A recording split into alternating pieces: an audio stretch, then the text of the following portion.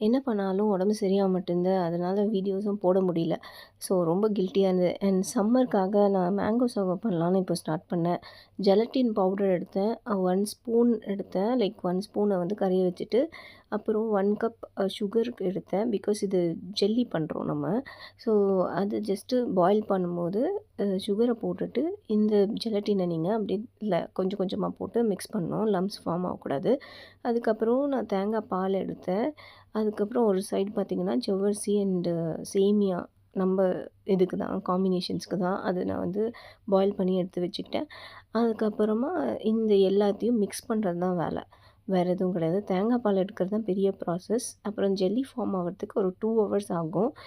Room டெம்பரேச்சரில் நீங்கள் ஃப்ரிட்ஜில் வச்சுருங்க. ஜஸ்ட் ஒரு ஸ்லோ மோஷன் வீடியோஸ்லாம் எடுத்துகிட்டு அது பார்க்கவே எவ்வளோ அழகாக இருக்குல்ல.